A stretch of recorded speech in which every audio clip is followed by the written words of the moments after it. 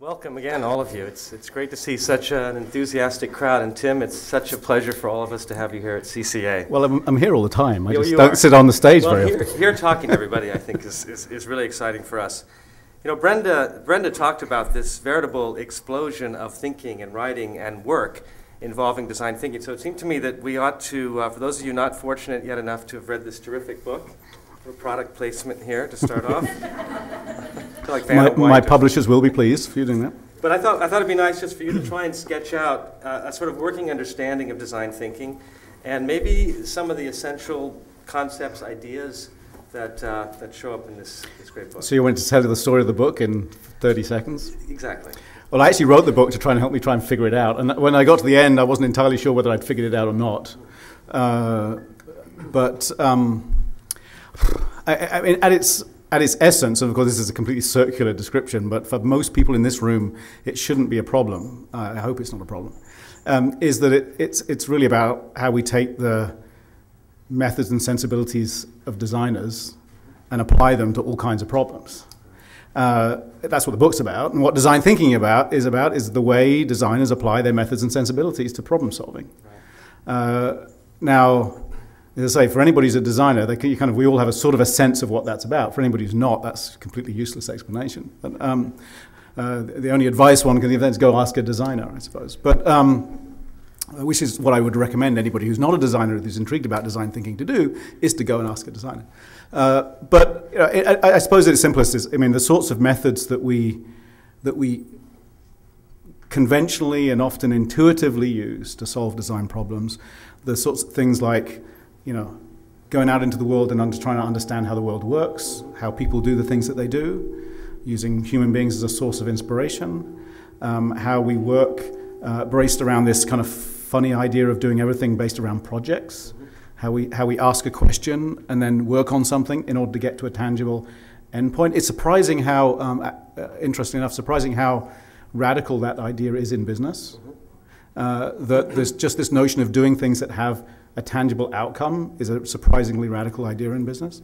Again, for most people in this room, that will make your head scratch, but it turns out to be quite true. This idea that problem solving isn't simply about selecting from the best alternatives that are already available, which is unfortunately the way most management is taught.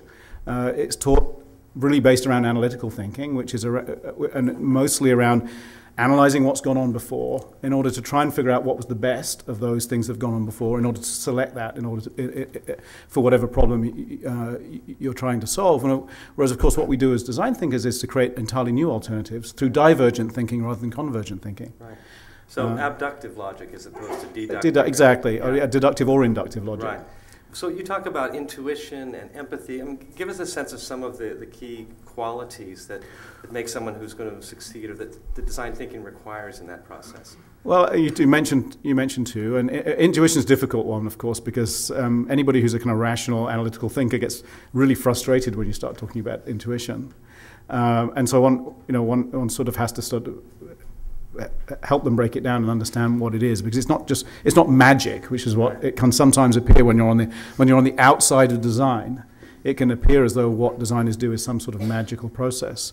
I think it's just that it's using all the human skills we have for parallel processing and pattern recognition. Right. I think the human mind is this incredibly powerful thing that takes both intellectual inputs, abstract inputs, and physical inputs, and out of that creates patterns and ideas. And that's, I mean, for me, that's what intuition's about, and every human being is capable of it. Just as designers, we're maybe more comfortable with it. But so that's important. Empathy is obviously important because it's about being able, as a designer, it's about being able to imagine the world through the experiences of others rather than simply your own. Another one which for me is crucial is this desire to make. It's what I kind of call building to think. This notion that we can't progress complex ideas without making somehow, without forming something tangibly. Now, tangibility doesn't have to be physicality. It doesn't have to be a physical model. It can be a virtual model. It can be an enactment. It can be whatever other forms of prototyping, if you like, that you want to use. But this sort of insistence that I think designers have of making in order to explore their ideas, again, is something that's remarkably radical when you get into other fields, and when you get into business, where the tendency is to plan, right, and to keep planning until you think you've got the answer, and then go and build something. And so the key then is that the answer is not known in advance. You say this several times in the book, that the design thinking process really doesn't know where it's going. So there's a kind of suspension of certainty that is where you get to an outcome you may not have expected. Which, of course, is one of the most challenging things for anybody who's hiring designers or hiring design thinkers, which is, again, I'm not meaning to be overly critical of a business here. I mean, I try and run a business not very well, I hate to add, but I do try and run a business, and I have a huge amount of respect for business people, and I've got some friends in this audience who are very successful business people. But there are some things that are remarkable about business, at least I've noticed since I've been involved in it, and one of them is this insistence on knowing the answer before you ask the question, well, which I've always found interesting. But it's remarkable how many clients come to us saying, we know we want this, but we'd actually help us ask the question in order to get to this, right. And the incredible discomfort that one creates when one talks about a process where you simply don't know the outcome. Yeah. Well, you've had, obviously, at IDEO some great successes with major companies like P&G working there. What is the challenge, that it's just too fuzzy? I mean, you hear this about design thinking sometimes, that it doesn't have enough structure for some people. You don't know where you're going. The process seems, somebody even said, touchy-feely at some point. And I'm not embracing this position myself, but is that the challenge when you try and sell design thinking to some of the companies that I think might be suspicious? I think the problem, and I really found this a problem writing the book too, which is that it's very hard to describe it in this, the way we have a habit of describing processes in our world, which is kind of rational, logical, linear, sequential, doesn't really apply to design very well. Design is messy, it's iterative, it goes off in unexpected directions, it's parallel, and so we don't really have particularly good language for describing processes which are of that nature, and so my experience has been that for many people who come to design thinking through hiring designers, if you like, working with designers and design thinkers rather than being them themselves, is that's really, really hard to handle, and they only start to get it as they get pulled into the experience. Yeah. And our sort of only solution to that problem at IDEO has been to try and pull people into the experience of design as much as we can, as frustrating as it is for many of them the first time or even the second or third time that happens for them. But it's a process one has to experience. Yeah. Maybe we talked about IDEO a little bit. Maybe you could talk about what you call in the book IDEO 2.0. There's a moment in time, and I can't remember the exact date, when this idea of design thinking emerges. You had undergone a kind of beginning of a transformation of the company. Give us a sense of that story, the origins, if you will, Sure. of design thinking. I mean, one thing I would say is design thinking's been around since design's been around, in my opinion. Right. There's nothing new about the concept of design thinking.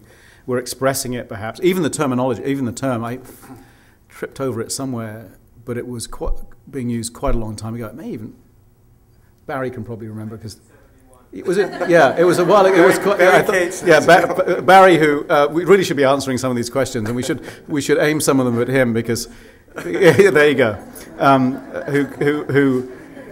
Who was my partner in crime in creating this thing? He knows all this stuff. Anyhow, so it's been around a bit. But my own story, and if you like, the IDEO story, was having founded IDEO back in 1991, which was a merger of three companies. I was there then, but I wasn't responsible for it. David Kelly, who some of you may have heard of, was responsible for making that merger happen. And that was really an interesting idea of bringing engineering and design and multiple design disciplines together. And that wasn't particularly new, but it was perhaps the first time it had been done at that scale. And we were happily tripping along during the 90s, doing lots of interesting work, particularly in Silicon Valley, working for tech companies. And then in late 1999, David decided he'd kind of got a bit tired of running the company, being the CEO. He still wanted to be involved, but didn't want to run it anymore. So at that time I was back in London running our London office, and so I got a call asking me if I'd come back and take over the company, which sounded great, happy to do it. I'd been looking for a way to get back to California for the 5 years that I'd been back in England, so it was just great to have an excuse to come back home. I got back here in July 2000, and about a month later the NASDAQ peaked. And it was a roller coaster ride down from there on out for the next year or so. And all of these wonderful tech clients that we had in Silicon Valley evaporated.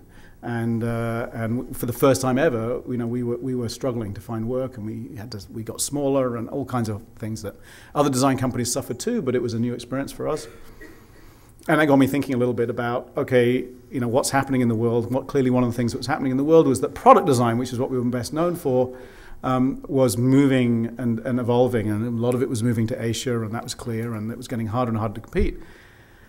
But also at the same time, we got clients beginning to come to us asking us really weird questions that we'd never really anticipated, like, how can we make our company more innovative?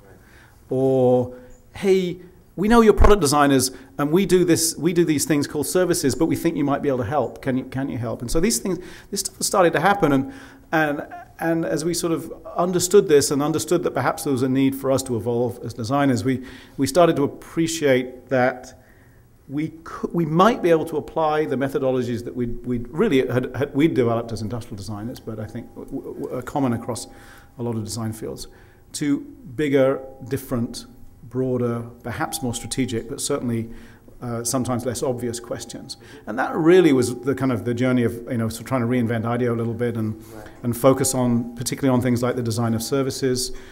We'd already been doing things like interaction design for quite a long time, and Bill Mogridge, who was one of the founders, had been part of really creating interaction design as a discipline, along with others, including Brenda. It was a sort of a progression, I suppose, of things that we were already doing. But this notion that, hey, we can apply design to questions that we'd not thought we could apply just seemed logical, and we just started doing it. I want to get to the applications of design thinking, because one of you suggested it's not anything new, but if there is something, I think, kind of profoundly new, it's that this design process, design thinking, is now taking on new vistas, new kinds of problems. It's going to new kinds of areas. So we can get to that for a minute. But I do want to ask if you see any problem or any downside to IDEO moving towards a less tangible body of work. I mean, and there's a larger question behind that, but why don't we start with It's that? been really confusing. Yeah. And I sort of felt I've had a constant headache for the last 15 years, just trying to resolve the tensions in being a designer who likes to do things that are tangible and physical, and was kind of trained to do that, and I still love objects, and I love designing objects. And trying to apply this to problems where I don't even know what the question is sometimes at the beginning, and it's as much of an effort to get to the question as it is to get to the solution. And in order to do this, we've had to take on some significant challenges. One has been to bring many new kinds of people into what we call a design company. Right. And we still call ourselves a design company, and I believe we are a design company, but we've got approaching 50 different disciplines inside IDEO now, many of which have had no formal design training whatsoever. And so that's been a challenge. It's been a challenge for those of them for those people who've come into IDEO and wonder what the heck this is all about, this kind of insane environment that we've got. And it's been a challenge for those of us that are trained as designers, who find ourselves having confused conversations, perhaps with our colleagues sometimes, about what it is we're doing. And when we've had to kind of grow with that and live with that, and it continues to be a challenge, and will continue to be a challenge. There was behind that question is something I heard in Singapore at the ICSID Congress in November. Some designers talking about design thinking, and I was really eavesdropping. And they felt, and I think I'd like to know what you think of this.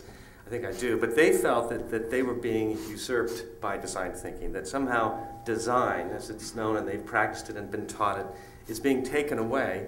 And I think what's behind that too is the threat, at least in their minds, that if it's not designers practicing design thinking, might it become a kind of amateurish or just too general process? So what happens when it goes from the design process practiced by designers to non-designers, and you call for non-designers to do this, practicing design thinking? Is there a loss there? How does that work? I mean, of course, there is a difference. a difference of experience and a difference of skill and a difference of craft, which is sometimes balanced by a diversity of thinking that comes from people who come from different backgrounds, but isn't always balanced. Now, the thing that got me comfortable with this, I mean, it is a tension, and it is, at some level, it is an issue. But the thing that got me comfortable with this was a conversation with Virginia Postrel a few years ago, who I think many of you will know is an excellent design writer. I remember her saying, you know, I'm a professional writer, but I don't complain when other people write. You know, I'm not saying other people can't write just because I'm an author. And that struck me as being, you know, pretty legitimate, right? I mean, we don't tell people they can't use mathematics because they're not professional mathematicians. We don't tell people they can't write because they're not authors. I don't think we should be telling people they can't use design thinking because they're not professional designers. I think we should accept that ultimately the world just may get to be a better place if more people can use design thinking to solve the problems that they have to tackle in front of them. And by the way, we actually might get to a point where people are more literate about what design really takes in order to do well, and start to realize the value of designers with deep knowledge and experience and education and craft really can bring to design challenges. And I actually think we may end up with a better world for designers than a less good world for designers. That's my own view, but, you know, I mean, we'll see, I suppose. I suppose as long as the design thinkers who aren't designers don't get the work that the designers used to get. I mean, I think that might be the sort of dangerous moment for them. Maybe. But this is a good segue. I mean, the word that you and Barry use in this book is evangelist at some point, and I want to focus on that. You are an evangelist of the new applications of design thinking, and they seem virtually endless to me. No longer just the traditional spheres of design, but everything from healthcare to, and I think we want to end on this to get to that point, designing one's own life, which is a fascinating concept. So I was just thinking about an area that maybe you hadn't thought design thinking could be applied to, and I was wondering what you might say to, say, Barack Obama or Arnold Schwarzenegger, particularly in Sacramento, could use some creative thinking. If you were brought in as a design thinking consultant to address it, I mean, what about the realm of politics? Is that something that you could see some gain in? I've given a little bit of thought to this, and indeed been dragged into a couple of conversations. And I think my point of view right now, although this is without actually having really, you know, kind of participated in, is that, you know, politics and political thinking is very different to design and design thinking. And I'm not actually sure that design thinking has particularly a place in politics per se, but I absolutely think it has a place in the civic world. I think design thinking has a role to play in making our civic processes perhaps better than they are today. But that for me isn't politics. I mean, politicians are largely given responsibility for many of those civic processes. Not sure that's always a great thing, but that's the way we have set ourselves up, at least in democracies. But they're not the same thing, and some politicians are great at managing, leading, and facilitating civic processes, and some aren't so great. And there are a lot of really good people who are involved in civic processes that aren't politicians. I mean, we conventionally call them bureaucrats, I suppose. But you know, where I've found myself interacting with some really great people in the federal government, for instance, in whether it's the Department of Energy or wherever it might be, and there's some really clever people who want to make our civic world better in their area of responsibility. There's lots of opportunity for design there. You know, I think you know, I was asked recently to get involved in a sort of an initiative that's going on here in California at the moment, to hold a constitutional convention sometime in the next 2-3 years to kind of redesign the California Constitution, because it's kind of messed up. I'll use the polite version. You know, I actually do think that there is a role for design in that process, not so much in the convention itself, which will no doubt be a political event, but in leading up to that. And I would love to see design institutions, both academic and professional, working with civic society to look for alternatives, create scenarios, explore possibilities, create prototypes to put in front of the people that might actually be thinking about how can we redesign the California Constitution so that it might actually work, so that they're able to have some new choices on the table. It's back to what I was talking about at the beginning. I really worry that you create some kind of convention like this, and all that anybody can talk about is the choices that are already on the table and that have long been on the table. And so there, I think, is an opportunity for design to play. Well, you say, this is one of my favorite quotes, you say that in design thinking, the solution is not there to be discovered, but it's involved in the creation of a new solution. So again, you're really looking for something that hasn't been thought of before, and I think certainly government and civic society could use a lot of that. The book, the key here is change by design, so I was really thinking a lot about how organizations change, how people change through design thinking. And instead of just getting you to rehearse what you wrote in the book, that's good, because I've forgotten most of it. It's a very interesting part. And we think about organizations like, for example, art and design colleges, and how sometimes, even though they're creative organizations, institutions, they are not in their own processes as creative and nimble as they might be, CCA being the exception. Right. But you also talk a lot about failure, and this is something certainly I and many of you have lots of experience with. Fail often, fail early and fail often is the quote from the book. And this is not for the students here necessarily. But it absolutely is. It's just not. Process. It's just not the kind of failure that you imply exactly, when you're in an academic institution. That's all. But I guess the question then, taking those two together, is where have you or IDEO failed in either the company's own organization, the attempt to convince a corporation to change? Where have you failed, do you think, and what came out of that? I mean, failure is just a constant stream. I mean, it's hard to really pick them out. It was going back to that sort of evolution that we went through as we started to broaden where we wanted to apply design thinking, and started to do this stuff.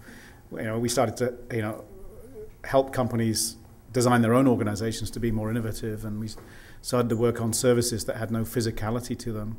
And in order to do that, we did some reorganization and things. And I completely failed to anticipate how stressful that whole process was going to be in the organization. I thought it was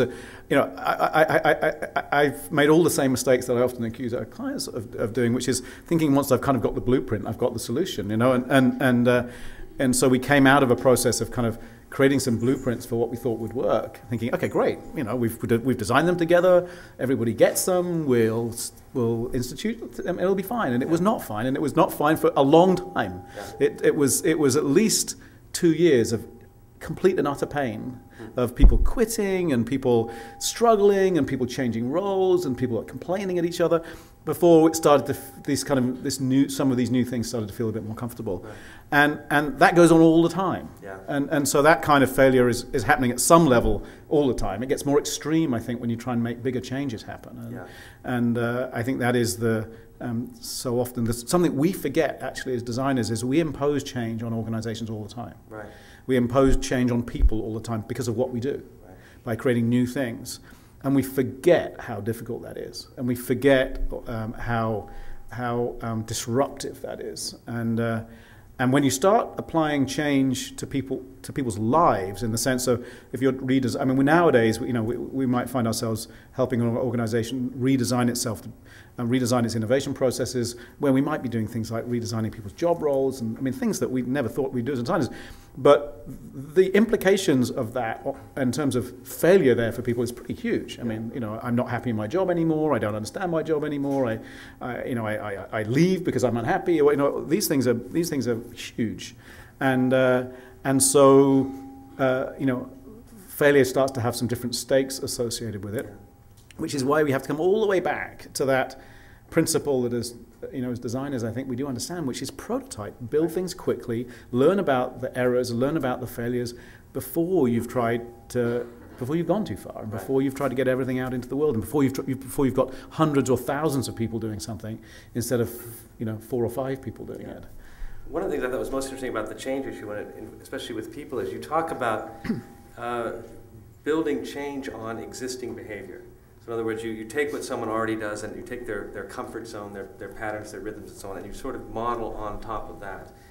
Can you think of examples of that have worked in IDEO? Or how does that give us something more concrete than that? Yeah, I just want to kind of contextualize that, because I think it's a really interesting topic. I actually think that as designers, dealing with behavior change is going to be one of the biggest and our contribution to behavior change is going to be one of the biggest things that we as designers are likely to be worrying about as we go forward from here, if we want to engage with the world's toughest and biggest problems, right. if we want to engage with healthcare, if we want to engage with, with sustainability, energy conservation, if we want to deal with governance and things like that, then they are things that require us to change our behavior, because most of the problems that we're looking at today are caused by our behavior. I mean, chronic disease, great example. 75% of US healthcare costs are a result of chronic disease. There are no bugs involved in chronic disease.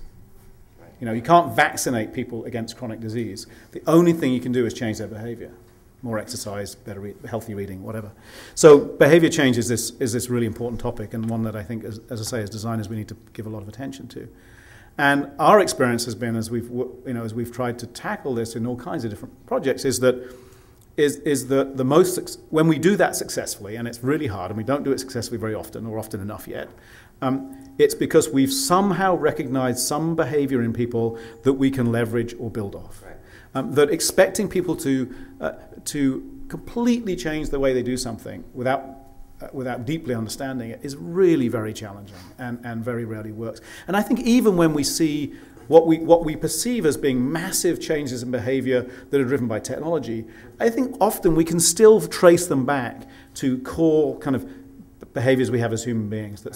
So anyway, to give one example, which we talk about in the book, which I think is a nice one because it's at least it's been shown that to be successful, is we worked on some savings issues around savings with Bank of America and why people don't save in America or why they didn't pre the crash. People are saving a little bit more now. And what we observed when we went out and followed people around, as we do, and the sorts of kind of ethnographic research that everybody here understands, we observed a couple of interesting behaviors. One was that some number of people would take things like utility bills when they were paying them and always add a bit, round them up a little bit. And when we asked why, it was simply because they didn't want to ever get behind. They wanted to sort of stay ahead, not get caught out, feel like they were in control. Okay, that was really interesting. And then the second behavior, which was one that was sort of more commonly held, because I think most people do it to some degree, was that when people paid for cash transactions, the coins that they got in change, instead of spending them, they would take them home, stick them in a cookie jar or whatever, and every so often either give them to the kids to pay into their savings account or pay them into their own savings account.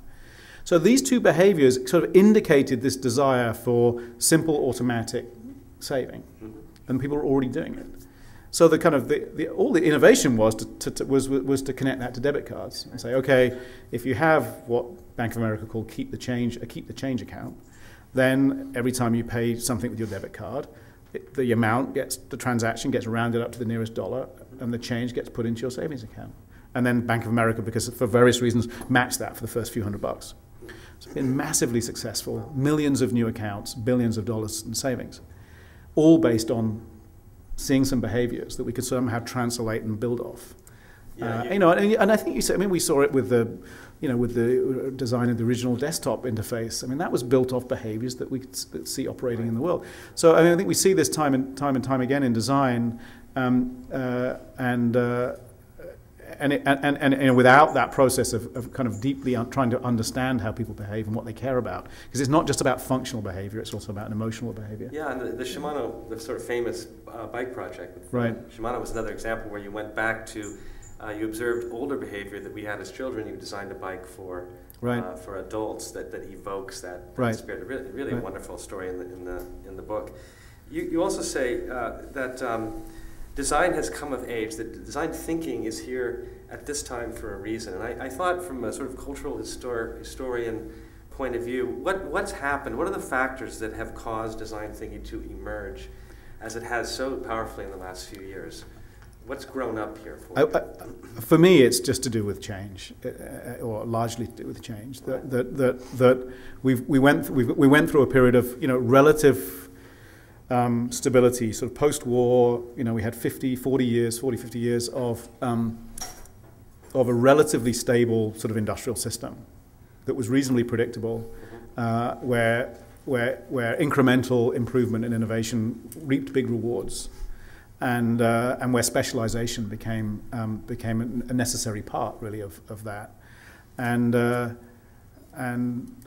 I think eventually that structure, if you like, started to collapse, partly through the pace of change of technology, partly because of other changes we see going on around us. I mean, the instability of our economy maybe is something to do with that. Certainly the instability of our impact on the environment is something to do with it. And that when massive and parallel change is happening, kind of specialisms that look backwards suddenly don't seem to be as useful anymore. Right. It's not that specialism doesn't have any value, of course it does, but it seems to be less useful for dealing with the big problems. And suddenly what you seem to need is the ability to synthesize, the ability to look across, the ability to kind of cross-fertilize, collaborate, all things that I think design is quite good at. Yeah. And so I think that's at the heart of it. That it's a good time for design. Yeah, that makes sense. Would you say too? I mean, the premise of design thinking is the human-centered, the empathic. I mean, there seems to be a new attention to, say, quality of life rather than quantity of things. Let's say. And is there a paradigm shift here that you're seeing that design thinking is really leading, but also appealing to, do you think? Yeah, I think it's an interesting debate. I'm not sure I've fully thought it out in my own mind as whether this sort of humanist piece of design really is core to design, or whether you can design without being empathic, and whether you can design without being human-centered, and whether you can take the rest of design thinking and apply it in a and I suspect you can in some ways. But I think the way that design, at least as I understand it, has this kind of human element to it, this human component to it, then yeah, I think that our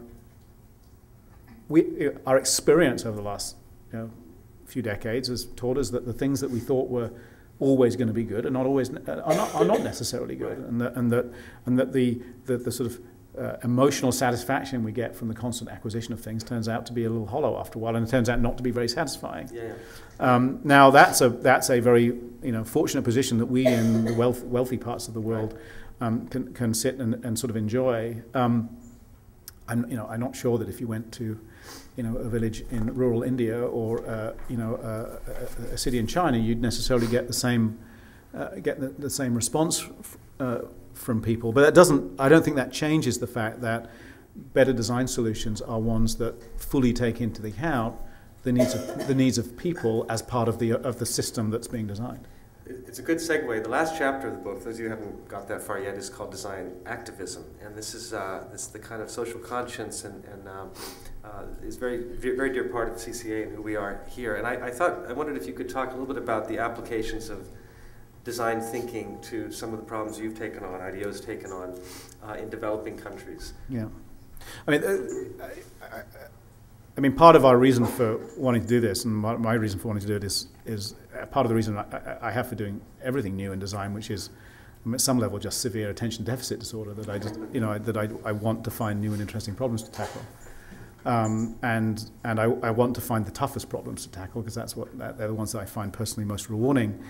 And there's no doubt that problems of water distribution and malaria and other diseases and education and things like this in the developing world, and unfortunately in the developed world too, are really tough problems. The interesting thing is, I think what we're learning is that the route to solving those problems is not quite perhaps what we thought it might be, in that it isn't about a bunch of bright folks in California or Europe or anywhere else coming up with a solution and then sort of exporting it to India or Africa or South America or wherever it might be, China. That a large part of the opportunity for tackling these problems is actually around building the capacity of people to solve the problems for themselves. Like microfinancing. Well, microfinance is a great example of an infrastructure that creates opportunity for people. But I'm actually talking about the ability for people to design for themselves. And we're just coming to the end of a project that we've been working on for the last couple of years with the Acumen Fund that Brenda mentioned earlier, and the Bill and Melinda Gates Foundation, which was all around the topic of water distribution, and particularly on how that last mile or 2 miles or 100 yards, whatever it is, of water distribution in the developing world is a problem. That you might have a clean water source, but by the time it gets into containers back to the home, that you then get a lot of contamination, you get a lot of disease from that contamination. We're interested in solving that problem. And we thought that meant we were going to design some new water containers or maybe some new business models or whatever in California and take them to India and Africa. And we went and did this big research kind of effort and realized there's no way we were going to solve the problem that way. And so what we ended up doing was working with a whole series of NGOs in India, first in India and then more recently in Kenya, running essentially a huge, great design program with them, where we did workshops, we helped them create new ideas, we then did a kind of an open source competition, we funded some of those ideas, and then we coached the teams that had developed those ideas for weeks and months, until at the point where they could actually launch. And they were launching all kinds of things. I mean, some of them are containers, some of them are new water delivery services, some of them are new ways of communicating the value of clean water to village populations, all kinds of stuff. And so that has actually, we think, and it's still pretty early, I have to say, but we think that approach is ultimately going to have more of an impact than us coming up with all the solutions in California. Yeah. So it's a coaching, teaching, training, tool building, and designing. I mean, our teams have been there designing, but they've been designing with people on the ground, people who are actually going to make these solutions work. Because the problem that we forget, particularly for me as an industrial designer, I'm used to working with very, very competent organizations who execute my ideas. I might do a lot of it. I mean, IDEO might engineer those things. Then we may even go and design the manufacturing lines for them. But essentially, the responsibility for execution and delivery lies with the company that I designed for. Sure. And they're very good at it for the most part. And the ones that aren't very good at it usually don't last very long. But we forget that when we start, sometimes when we're tackling these social issues, we forget that you need a delivery mechanism just like you do in the commercial world. And foundations are not it. I can absolutely guarantee you that foundations are not it. Even ones with the depth and scale and money of the Gates Foundation, they don't deliver. They enable, they do not deliver. Right. So you've got to find the people that do. And these are these often wonderful NGOs of various scales who are operating locally, sometimes they're operating internationally, who do have the ability to deliver. And we have to work with them. Yeah. One of the most fascinating moments in the book, I think, and you've been talking about it, is this idea, and I'll quote this, a new participatory social contract. And you were talking about the kind of social contract you had for the people you were designing with, I should say, in India. So you're going from human-centered research empathic research, in which you're trying to understand the people that you're designing for, and at a certain point, that becomes a co-design sort of project. I mean, you're really calling for almost equal partners here, or at least working with in a very deep and profound way. I think that's incredibly exciting. And again, I wouldn't make any claims to that being new. I mean, there was a whole generation of designers in the 70s who believed in that idea too. Victor Papanek, right, was the kind of main proponent of it, I think. I think maybe what's different now is, well, one, I think we understand that actually it's a space. It's a space that, if you like, is anchored by the notion of designing for people, the notion of designing with people, and the idea of people designing for themselves. Right. And that somewhere, as designers, we're going to operate somewhere in that space. It's never completely clean. Right. And in any given instance, we might want to figure out where we're operating, or sometimes we're operating everywhere at the same time.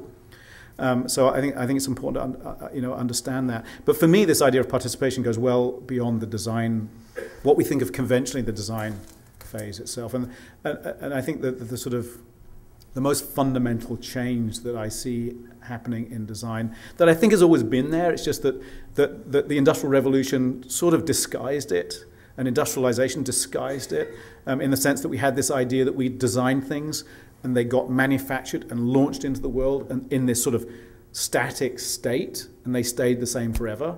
Now, I think architects have always understood that wasn't true, right? I mean, they design a building and it may look perfect the day the open house happens, but it often looks entirely different a year or 2 years later, right? Because it's adapted itself, had to adapt, and I think great architecture is something that does enable that adaptation. I think many of us as designers who've worked in kind of the industrial world have not quite understood that, and that we've had this notion that this beautiful object as it comes off the manufacturing line stays the same. But with participatory technologies, principally driven by the internet, many of which are currently software, but ultimately will be hardware too, and are becoming more and more hardware-based as well as software-based. That idea is ridiculous. That idea that things come off in some pristine state and stay the same through their life is completely ridiculous. And so the idea that design continues to happen is therefore inevitable, and that design is unlikely to be happening by professional design. It's unlikely that we're going to see a future where as professional designers we get called up on a Thursday morning by Mrs. Jones in Birmingham and say, can you come along and redesign my kitchen for me today because I want to change it a bit. That isn't going to happen, I don't think. Yeah. Well, on the other hand, there's an advertising company that did a worldwide competition to design a campaign for a new product, and there was about 1 billion, most of them bad, but a whole bunch of solutions, and one of them was very good. And yeah.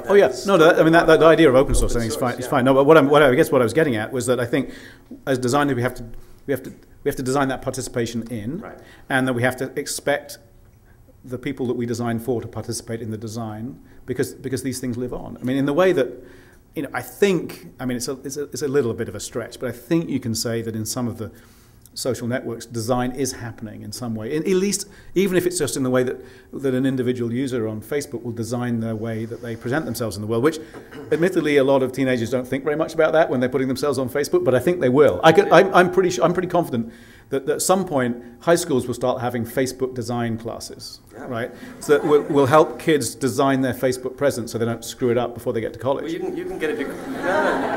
You can actually get a degree in social networking now. It's moving really fast. But it's a more visual culture. We've kind of gone back to prior to the printing press in certain ways, where most information is conveyed visually. So designers are in a fairly unique position.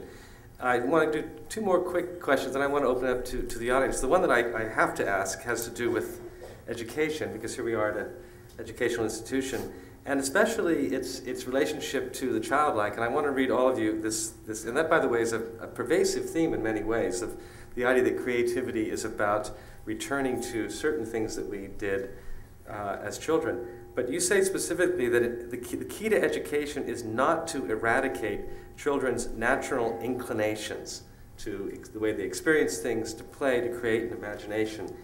As an educator, this becomes a real challenge, and this could be a much longer conversation. But all these key skill sets of design thinking, how do we educate them? Can they be taught? Can they be modeled?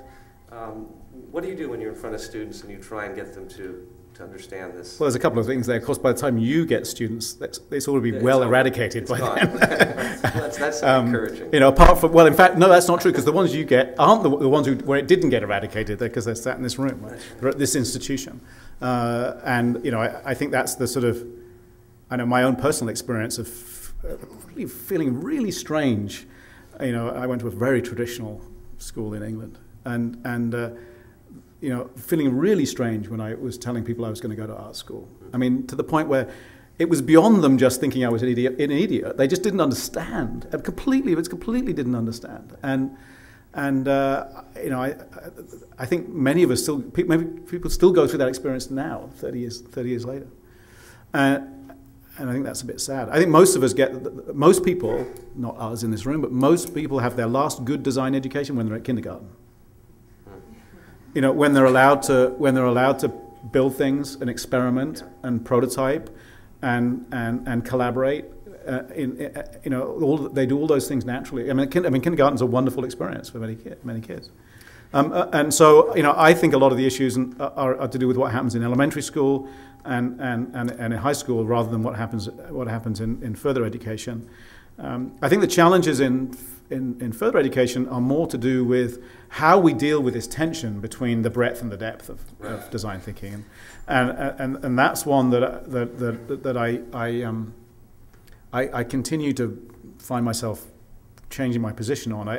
I think that I certainly, having my experience of being here and of being exposed to what happens at CCA and teaching a little bit in various places, I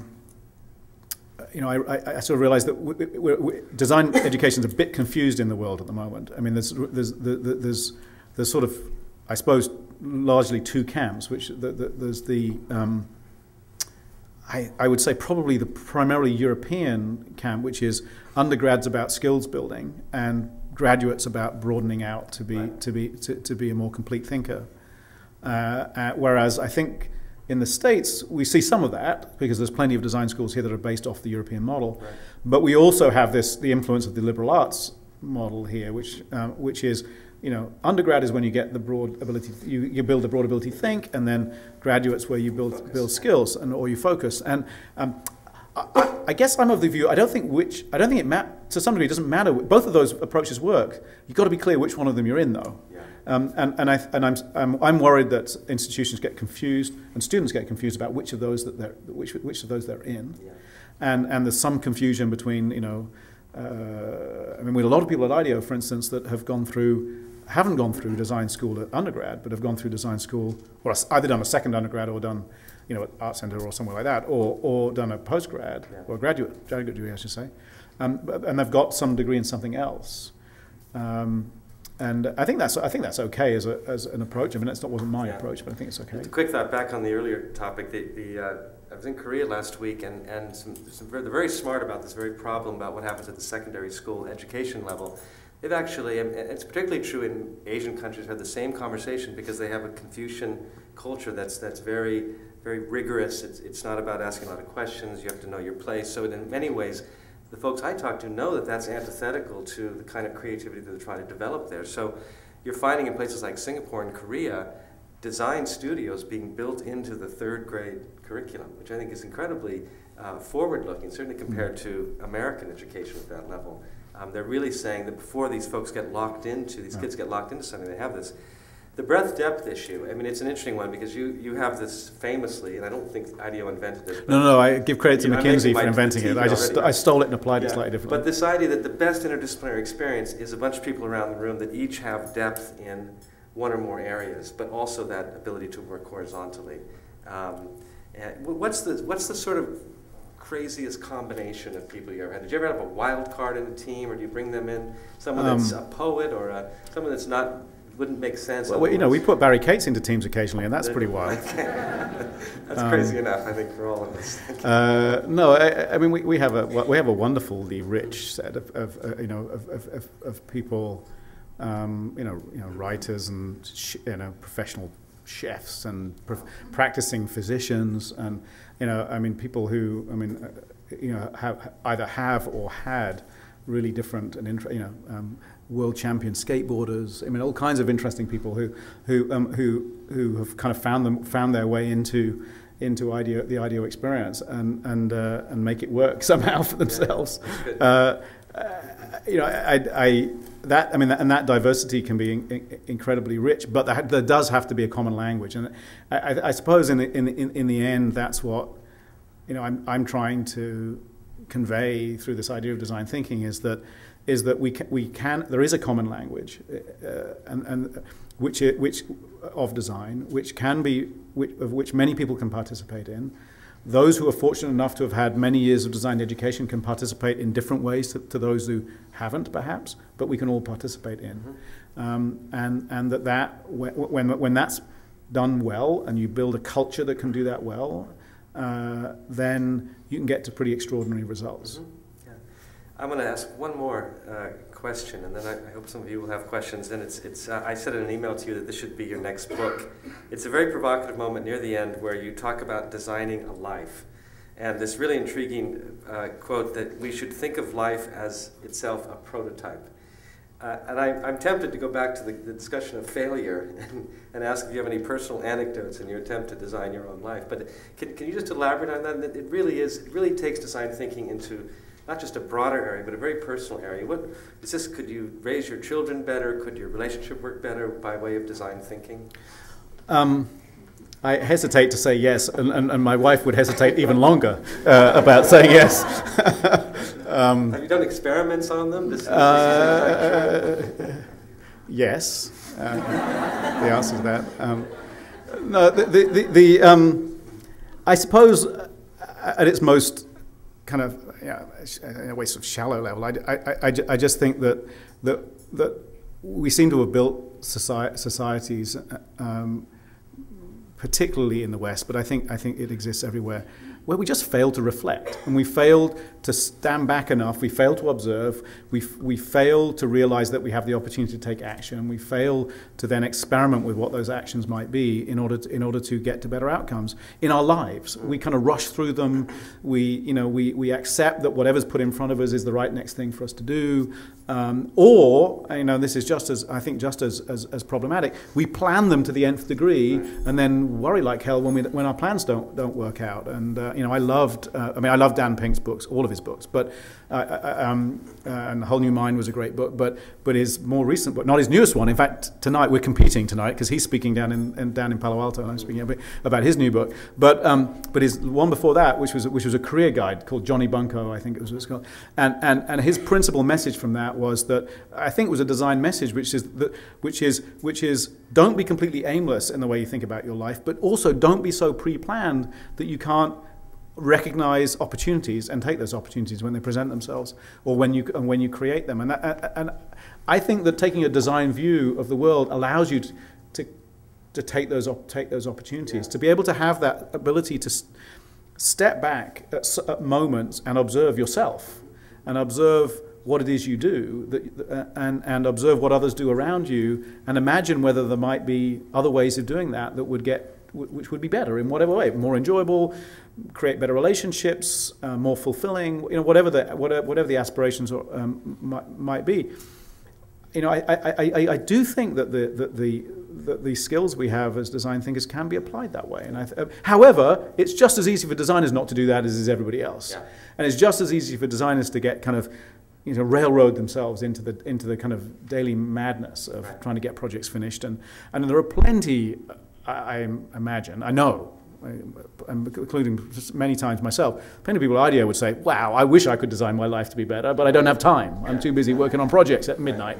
And so we're all at risk. We're just as, but I do think some of these skills we have can be applied. I mean, in the most trivial ways, which is, whether it's, and I think I even mentioned some of them in the book. I mean, trivial things like, designing gatherings, dinners or whatever it might be, to be more enjoyable for people, and to mean something more to you because you've actually put some effort into it. Whether it's trivial like that, or it's more, more fundamental in terms of the choices you make in your life and what it is you care about. Yeah, they're all the same human-centered activities that you talk about.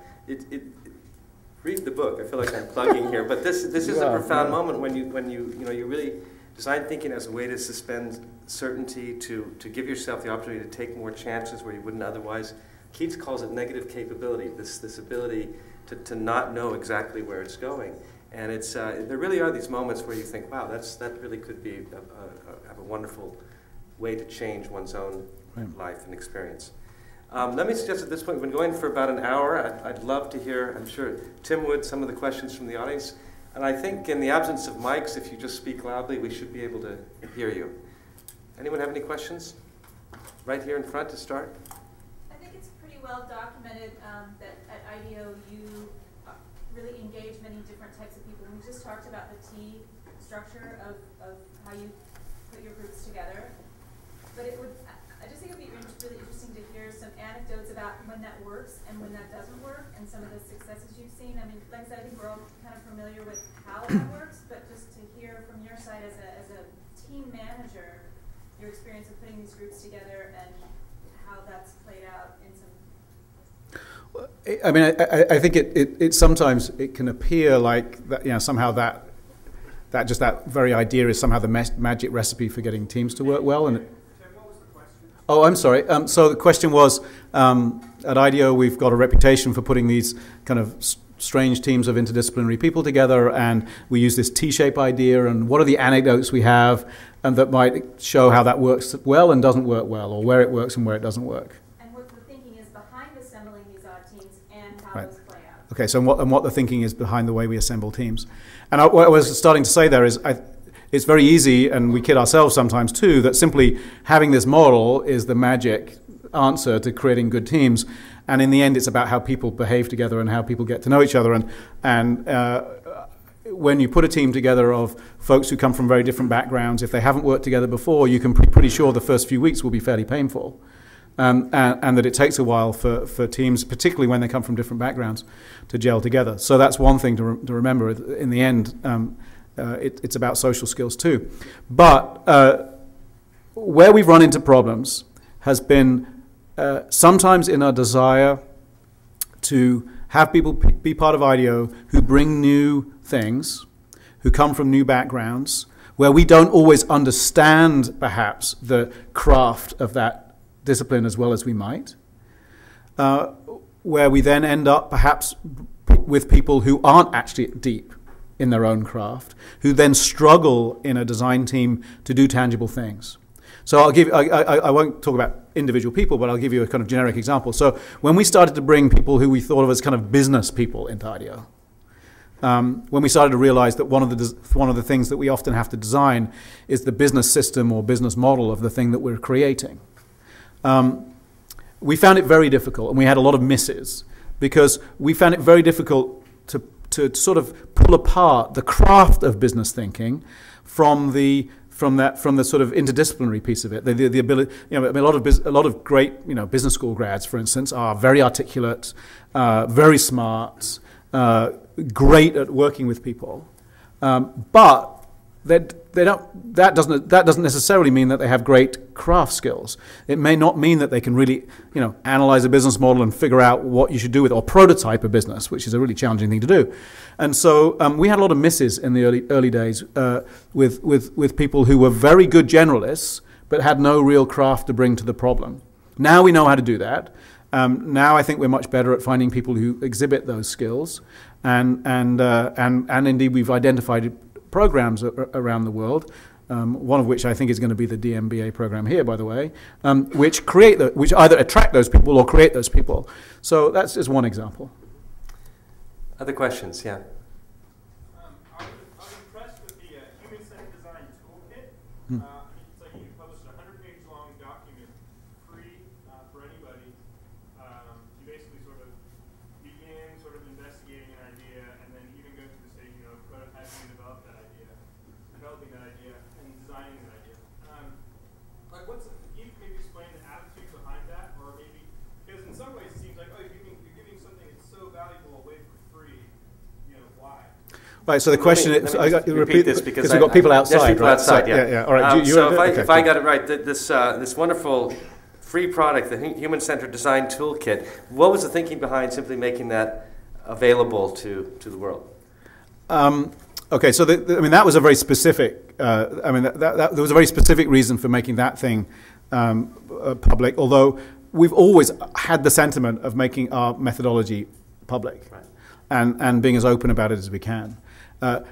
Two reasons for that. Firstly, as far as I know, it's all public anyway. I mean, it's not that. I mean, design as a process is not that hard to figure out, and you know, anybody that's gone anywhere near a design school knows what the process is. So it's not. There's nothing that magical about it. That's one thing. Secondly, you know, I really do believe that the more articulate we can make the world around design thinking, the better opportunities we will have, all of us as designers, to operate and to contribute. And if we're really good at what we do, we'll always be able to make better use of that methodology than anybody else. Mm-hmm. And I've got a reasonable confidence in IDEO's ability to use our methodologies pretty well. And I know that every other professional designer already knows them anyway. Right. So it's like there's nothing to lose. Right. As far as the Human-Centered Design Toolkit was concerned, that was absolutely an experiment that we did to see if one of the ways that we could begin to build this idea of design thinking capacity in the developing world, the thing I was talking a little about before, whether just simply publishing, well, it actually was more than simply publishing. We actually did a project where we went and worked with an NGO, two NGOs actually, Heifer International and IDE, in India, Africa, and Cambodia, and co-developed. I mean, took our toolkit and did a prototype, worked with some teams, understood what was working, what wasn't working, how to turn it into this kind of field guide, and to the point where we thought it might be possible for people to kind of get hold of it and go and use it, and have some impact with the way they use it. Now, so far, I mean, I think it's been downloaded several tens of thousands of times. I've lost count. I'm not sure how many, in about 143 countries. So it's being accessed. Most of the feedback we're getting in terms of it being used, so far it's an awful lot of design students using it. Many of them out in the developing world, which is great. I'm not sure that we're yet seeing as many, sort of. No, I'm somebody with a completely different background. I work for an NGO in wherever, and I pick this thing up and I start to do innovation with it. I don't know how much evidence we get that we've managed to pull that off yet, and maybe we never will. But at least it's getting out there as a relatively complete tool that allows people to go and do things like observation, understand what to do with them when they've got observations, and ethnographic research, collaborative, idea generation, prototyping, testing, all of the basic fundamentals of the design process. I mean, at least it's kind of captured in one place with a few useful tools and cool ways of doing things. So, I think again, this is another one we did with the Gates Foundation, and they've been pretty excited about the impact it's having, and it's been interesting to see how a foundation like that is beginning to see the potential of design. Great. Of course, Barry. You might need to come and grab a microphone, though, otherwise nobody outside is going to be able to hear you. Repeat it if it's worth repeating. I was sitting in on the meeting at IDEO when they were discussing exactly this question of having invested a significant amount of human resources into developing this thing, the Human-Centered Design Toolkit. And the question came up exactly as you put it: is it a sound business decision to give the thing away? And what I recall hearing was the CEO of the company, whose name escapes me at the moment, he said, it's not a good business decision if you measure the success of a company by return on investment. It is a good business decision if you measure the success of a company by social impact. And that's what he said he wants to measure to be. Barry, I'm going to do a short version of that for the group outside. So the key, I assume that was you. Yeah, I guess it was. Yeah. The reason to have made this toolkit available was that it's maybe not such a great business decision from a return on investment point of view, but certainly from a humanitarian. Is that your word, Barry? The measure of success is social impact. The social impact. It was a wonderful thing to do. I think that's right. Other questions, comments? Yeah, in the third row there, please. Do you have some idea about function of language in design field? Because if design becomes less tangible, then the function of language might be changed. The question is, what does Tim see as the function of language in design? Certainly storytelling would be one. So this is where I give the game away that I come from an industrial design background, and most industrial designers don't understand language at all. And it took me a while to realize that was a bit of a gap in my understanding. And now I understand a lot more about it and realize that language is key to design, and therefore we have to. And not just verbal language either. Language in all its forms. The language of our body, the visual language, verbal language, all incredibly important in design because it's what establishes meaning, and meaning is what often is at the heart of design. And obviously, for every graphic designer in the room, that's obvious. As I say, for industrial designers, we're a bit slow on the uptake. But as we think about design applying in this sort of more global sense, we think about design when we're applying to cultures or pieces of society we may not understand personally. Then that challenge of language gets even greater. And I don't know. I'm not sure I have. Not sure what my point of view is yet on whether the kind of dominance of design language today, or the dominance of the kind of Western language, English and other notions of Western language on design today, which I think it is very dominant, is a good thing or not. And I suspect it's not. I'm kind of intrigued. We're just beginning to see it on the web, but I'm really intrigued to imagine what might happen over the next several decades as we start to see far more design language emerging from other cultures, particularly Asia. as design grows in Asia, and it starts to perhaps lose some of its kind of Western qualities. I mean, it's challenging for those who are Western-trained designers, but I think it'll be interesting to see what the results of that are. What do you think of Google's move a couple of days ago in China from this? I think they're dealing with the situation at hand. I don't know that. I mean, I don't know that. I was actually listening to I've forgotten the fellow's name. I've met him. The chief legal officer at Google in the car on the way up, and I mean, essentially, he was saying, "Look, for Google, China is such a small market that if they shut us down, we don't care very much." Right. Kind of what he was saying. So it may be a big deal for us here. Not so sure it's a big deal for Google in China, and I don't know how big a deal for China it is. Well, certainly great PR for Google. It's the way it's being played so far. Yeah. I mean, yeah, true. Other questions? Fourth row. So you were arguing that design thinking should bring the design methodology to kind of new companies who are not used to working with companies like IDEO, etc. Those companies are probably more used to working together with consultancies like, usual business consultancies like McKinsey, Boston Consulting Group, etc. How would you argue to a new client who has never worked with IDEO? What's your, how do you say, like how do they benefit from working with you instead of a classic business consultancy? What do you do? What do you think? Do you do better? What do they do worse? So you want to answer the question? Yeah. So the question is, how does Tim pitch IDEO as better than traditional backward-looking,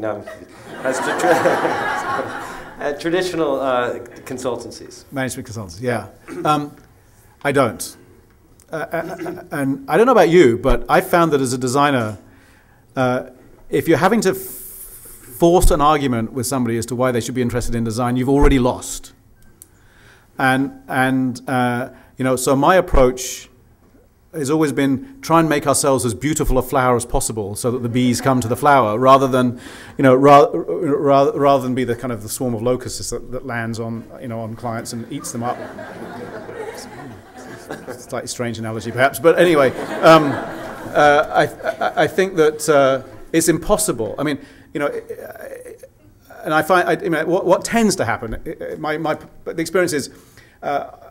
There'll be a company, a client, often very high up in that client, a CEO or something, who's really enamored with the idea of design thinking and sees the opportunity to change the way their organization thinks or do some things they haven't done before. He's really enthusiastic about it. And then somehow we find ourselves talking to some of his folks a little lower down the organization who've only ever worked with management consultants, and they are completely skeptical. And that's when we find ourselves in these sort of slightly tricky situations. But you can't. I mean, it's so different. I mean, you can't argue why. I mean, because we're not better than the management consultants if we're talking about doing great analytical surveys of a market or of a management problem. Or I mean, all the things those guys are extremely good at, we are not good at. So we are quite good at coming up with new ideas and getting those ideas to a point where they're actionable for a company, and in general, I find that the best way to prove that is to do it or show it. And so, if I'm in a room trying to argue why we're better than McKinsey, I know I've already lost the relationship. I've already lost the work. So, I have occasionally had. We have one wonderful story of when we were pitching to a very big healthcare organization around it was a cultural project. It was about how we change their organization, how we bring innovation into their organization. One of their board members got up and spent about 2 minutes telling the rest of his board why we were so much better than McKinsey. He used to be a partner at McKinsey. That one worked quite well. But he's a particular friend of IDEO. So. Front row, yeah. Question, I'm one of the DMBA students, and you had mentioned that you went for this whole, when you moved to service design, you completely redesigned IDEO. You went through this 2-year painful, coming up to speed, I guess, as you learn this kind of new design and culture. And what kind of key learnings do you have from that? Like, if you were going off to redesign a business, Sorry, Tim. Sorry, yeah. So, in the move towards more service design, what did you learn in that process? Yeah, I mean, it was the moving towards the service design bit wasn't the hard piece. I mean, the moving towards the new kind of topics, the new content, that wasn't particularly. I mean, it was difficult, challenging, because we had to develop new skills, and it's when we, for instance, that was when we started to bring large numbers of communications designers and graphic designers into IDEO, which we hadn't traditionally had before. And so that was exciting and has had a hugely beneficial effect on IDEO. But the hard stuff was the shift in our own organization. One of the things that became really clear was that by then we were 400 people, something like that, 300-400 people spread across 6 or 7 offices around the world, and we were reinventing the wheel all the time. And our ability to share. We were very siloed. The way we were structured because we'd all been doing the same thing. We'd all been product designers, and every office was set up in basically the same way. We hadn't bothered trying to worry about how we connect all that together very much, because we sort of didn't need to. We all knew it. We all knew everything. But as these new capabilities were emerging in certain parts of the company and not others, it became really clear that sort of siloed, leave each office to itself to do whatever it wants to do was not going to work. So one of the big changes was to go away from a office-based, geographically based model to something that was based around practices and domains of content and making sure that we could move those ideas around the company. That was really painful, because suddenly people had roles, senior people had roles where they were responsible for something but weren't responsible for lots of people. And that was a really painful lesson for us to learn, that there's a very big difference between leading people and leading stuff. And this is probably like 101 management school, right? But we didn't know it as designers. And that shift alone, that shift from basically associating people with projects with content all in one place, very simple idea, to one where it was a much more complex system of content moving around, of teams being assembled from people all over the company, of new domains of knowledge that you had to go and search out and bring into your projects, much more fluid, much more complex, incredibly painful. And I would say that it's now. So we went through that process in sort of 2003 to 2005. So we're sort of 5 years on from that now, and we've invested quite a lot of effort and quite a lot of money into building tools that support that and help us do it. We're just beginning to get good at it. So there's lots of potential. Yeah, great, thanks. Brenda, did you want to jump in? I was just giving you The 2-minute sign. The 2-minute sign. Okay, 2 questions left. Let me just make sure everyone in the back. Okay, here, yeah. I was just wondering, and I guess from the standpoint of a consultancy, what role, if any, do you think crowdsourcing, to use a blanket term, plays in the future of innovation? What role, if any, those of you outside, does crowdsourcing play in the future of innovation? I think I might suggest that crowdsourcing is a slightly narrow term to use. The notion of opening innovation up to much larger and design up to much larger networks of participants, completely believe in, and believe that it has a role for us as a consulting organization. And indeed, we're already doing it. We're not doing it at the scale I would like to do it, but we've tried. We started off by running experiments. So we've had a Facebook site up now for a few years, which we use as a place for generating new questions. Actually, sort of open source questions are really good. I mean, you get lots of great questions by going out into the world. So we might put up a theme and just, what are the interesting questions about this theme? And that's been quite valuable to us. We've used it quite a lot. That grew up out of some stuff our folks were doing out of London. We use the web a lot more for our user research now than we used to, and for testing. Again, that's nothing new. We've got Tim Mott back in the background here, who used to be part of Electronic Arts, and the video game companies have been doing that for decades. But I think that's going to evolve a lot. And what I'm interested in is not so much. I think the sort of vaguely scary scenario is that open source or open design completely replaces the role of professional designers. I'm more interested in how we integrate the two together. And how there are certain things that small teams actually do really well, because of their scale and size and their ability to focus on things, and there are some things that big networks do really well. And let's figure out how to kind of connect those two together. I think that's a really interesting design problem. this will be the last question. Tim. So you've talked a couple of times about how unprepared IDEO was sort of organizationally and culturally for the IDEO 1.0 to 2.0 shift. So what are you doing now to prepare for the 2.0 to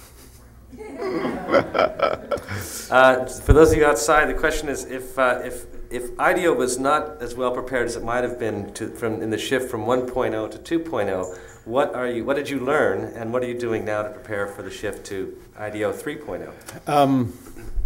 So this is one could really get into trouble here, and predict one's dealt with things that one absolutely hasn't. But I think that shift introduced us to the idea of kind of organizational fluidity and change, and I suppose to some degree what we try to do is not assume anything static anymore, and try to be a little bit more fluid and run experiments all the time.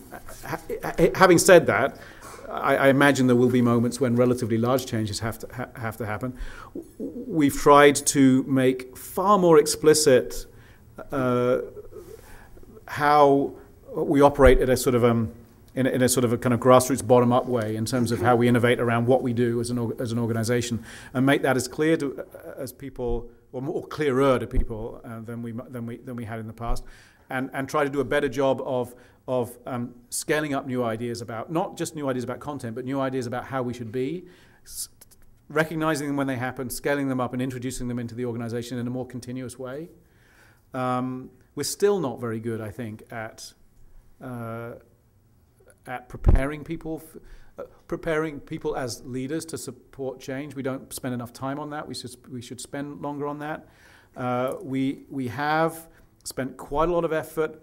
In fact, the DMBA students are in the room. I think are going to get a lecture tomorrow from a guy at our place called John Foster, who's I guess is our head of HR. I mean, he's a designer really, but he's a sort of leadership development guy, and he's worked really hard with us to try and figure out how we try and build in ways of being more conscious of our own evolution and development as people across kind of more facets of what we do. We've still got a long way to go. That's still very confusing, very hard, and it always seems so distracting from what we want. The work. It's like, I haven't got time for that stuff. I want to do the project, and so it's a constant challenge. So, I guess my prediction was we may be a little bit more resilient and agile than we were 5 years ago.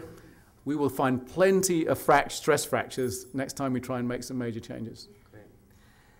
Before we go off into the night, the next installation of the grad lecture series is February 12th. It is, we'll have Patty Moore here. Patty Moore is a very famous designer and gerontologist. She once famously dressed herself up as an elderly woman and lived like that for a year, and wrote a wonderful book about that experience. So I really urge you, it's a Friday night, February 12th.